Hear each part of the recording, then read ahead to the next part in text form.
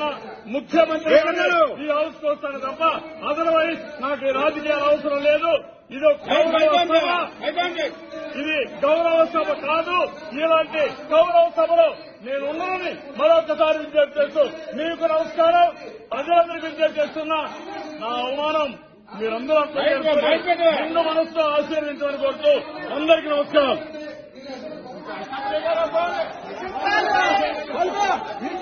పత్రం స్టార్ట్ అయింది. మీకు పత్రం స్టార్ట్ అయింది. పత్రం స్టార్ట్ అయింది. మీకు పత్రం స్టార్ట్ అయింది. మళ్ళీ గవర్నమెంట్ లో వస్తాం. ఈ పత్రం స్టార్ట్ అయింది. పత్రం స్టార్ట్ అయింది. ఈ రోజు నుంచి పత్రం స్టార్ట్ అయింది. ఆంధ్రప్రదేశ్ రాష్ట్ర ప్రజలకు అందరికీ నమస్తే.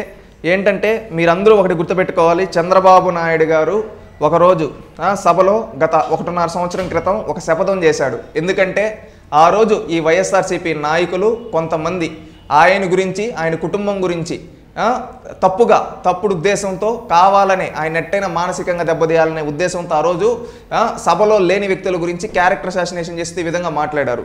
దాంట్లో ఆ రోజు చంద్రబాబు నాయుడు గారు ఒక శపథం చేశారు. ఆ శపథం ఒక్కసారి మనం గుర్తు చేసుకున్నాం. నేను స్టేట్మెంట్ ఇవ్వాలంటే కూడా మీరు ఇవ్వలేకుండా చేశారు కాబట్టి ఆగలేదు. ముఖ్యమంత్రి ఈ హౌస్ కు వస్తాను తప్ప అదర్వైజ్ నాకు ఈ రాజకీయాలు అవసరం లేదు.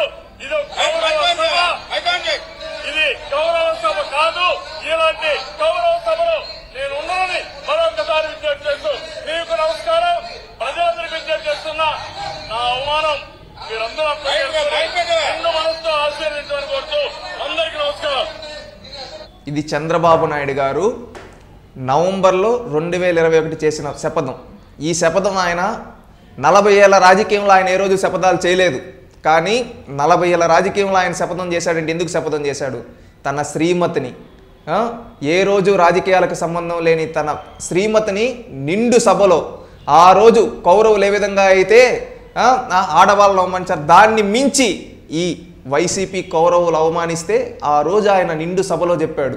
ఏమని చెప్పాడంటే, నాకు ఈరోజు జరిగిన అవమానం కనీసం మాట్లాడుతుంటే మైక్ కూడా ఇవ్వకుండా ఈ సభాపతి అవమానించాడు. నేను చెబుతున్నా, రేపు మళ్ళీ ఈ సభలో ముఖ్యమంత్రిగానే అడుగు పెడుతా. ఈరోజు మీరు ఈ సభని కౌరవ సభగా మార్చారు. దీన్ని గౌరవ సభగా మార్చి ప్రజాస్వామ్యాన్ని బ్రతికించి నేను ఈ సభలో అడుగు పెడతా అని ఆ రోజు నారా చంద్రబాబు నాయుడు గారు ఛాలెంజ్ చేశారు. 2024 జూన్ 4వ తేదీ ముఖ్యమంత్రిగా చంద్రబాబు నాయుడు గారు ఎన్నిక కాబోతున్నారు. ఆ రోజు జగన్మోహన్ రెడ్డి చేసింది ఇంత అంత తప్పు కాదు. ఆ రోజు ఎకిలి నవ్వులు నవ్వాడు. దుర్యోధన దుశ్శాసనుడు లాగా ఆ రోజు చంద్రబాబు నాయుడు గారు మాట్లాడుతూ ఉంటే ఈ జగన్మోహన్ రెడ్డి ఒక దుర్యోధనుడు, దుశ్శాసనుడు, రావణుడు నవ్వినట్టుగా ఎకిలి నవ్వులు నవ్వాడు చంద్రబాబు నాయుడు గారు బాధతో మాట్లాడుతుంటే. ఈ రోజు దానికి ప్రతిఫలం అనుభవించుతూ ఉన్నాడు. ఆ రోజు నువ్వు చేసిన తప్పేంటో తెలుసా జగన్మోహన్ రెడ్డి? ఎవరైనా కానీ చరిత్రలో ఆడవాళ్ళ జోలికి వస్తే రాజ్యాలే కూలిపోయాయి, ఆడవాళ్ళ జోలికి వస్తే వాళ్ళ కుటుంబాలే నాశనం అయిపోయాయి. ఆ విధంగా నువ్వు ఆ రోజు ఒక రాజకీయాలకు సంబంధం లేని మహిళని, నీ తల్లి వయసున్న మహిళని నిండు సభలో నీ పార్టీ రాక్షసుల చేత కావాలని నీ సునకానందం కోసం అవమానించేలా చేశావు. అది నీ కుటుంబాన్ని, నీ ప్రభుత్వాన్ని, నీ పార్టీని, నీ రాజకీయ భవిష్యత్తుని దహించేసింది. గుర్తుపెట్టుకో, ఈరోజు చంద్రబాబు నాయుడు గారు చేసిన శపథం నిలబెట్టుకున్నాడు. రారాజులాగా మీసం తిప్పి శాసనసభలో అడుగు పెట్టబోతున్నాడు.